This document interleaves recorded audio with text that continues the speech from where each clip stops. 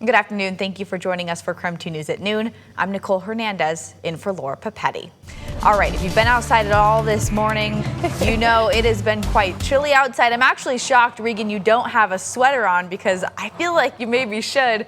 Regan Gallo in for meteorologist Thomas Patrick today. So I know, Nicole, I finally put on my jacket. I didn't wear it all morning, and I stuck through it all morning, but I said I can't do it for the noon because it's still cold outside.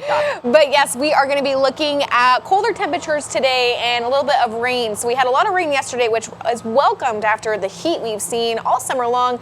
Today, however, we're at a high of 68 for the afternoon. So it's still cold today, around those mid-50s. It is supposed to warm up around 1 to 2 in the afternoon. It's going to have, the sun's finally going to come out, going to burn those clouds off, and then that sun's going to stick around for the rest of the week. We're going to see about 80 degrees all the way through Thursday, a high of 86 on Friday. So future tracker here just kind of showing where that rainfall is then going to dry up for the rest of the day. And then the temperature trend today, we're below average for what we're used to for this time of year, September 15th, as we're halfway through the month. But then, like I said, it just shoots right back up. It's 86 degrees as a high on Friday. So for everyone that loves fall, we're almost there. We're 1 week away from official fall. It feels like fall today. However, we have warmer temps in our future.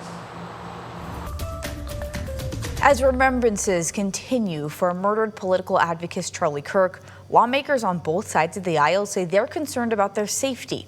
They say it's time to address the radicalization of people online. Natalie Brand has more details from the White House.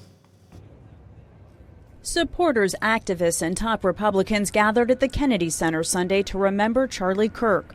White House Press Secretary Caroline Leavitt spoke about his influence on young conservatives and on her political career. Every time I take that podium, I will think of Charlie Kirk. I will remain inspired by his courage and his conviction, and I will continue to speak the truth as Charlie did so well. President Trump confirmed he will attend Kirk's funeral Sunday at Arizona's football stadium in Glendale and blamed the radical left for political violence. If you look at the problem is on the left. It's not on the right, like some people like to say on the right. The problem we have is on the left. But House Speaker Mike Johnson called on elected leaders to turn down the rhetoric. There are some deranged people in society. And when they see leaders using that kind of language, so often now, increasingly, it spurs them on to action. I think this could be a turning point, frankly, to use Charlie's term, for the country, and I hope that's true. CBS News has confirmed the Trump administration is asking Congress for $58 million to increase executive and judicial branch security following Kirk's assassination and supports more funding to protect lawmakers. We're keenly aware that there are people that are irrational, that do irrational acts. Republican Senator James Lankford and Democrat Chris Coons appeared together on Face the Nation to call for less divisive and more respectful dialogue. The internet is an accelerant. It is driving extremism in our country. It's driving us apart, left and right. The senators also want Congress to revisit proposed legislation to protect young people from dangerous online content. Natalie Brand, CBS News, the White House. There were vigils for Kirk across the country yesterday, including one right here in North Spokane.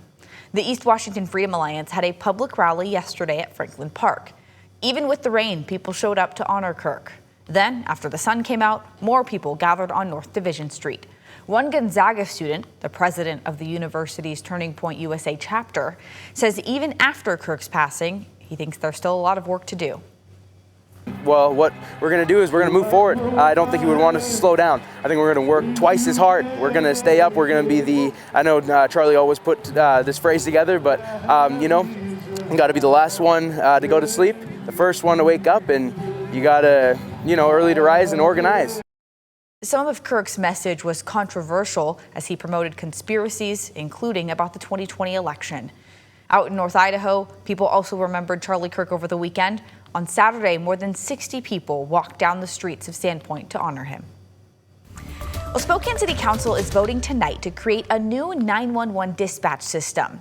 You might remember the Spokane Regional Emergency Communications Center decided to stop servicing the city of Spokane earlier this summer.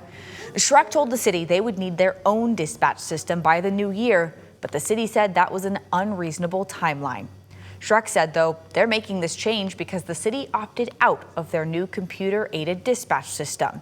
Now, the city is working to fund and organize Spokane United 911, At the council meeting tonight, council members will vote on officially establishing this new network. The Spokane River Forum is moving into phase 2 of the Iron Bridge Gateway project this fall. Community members will gather at the Central Library downtown at 5:30 tonight to talk about the river access site.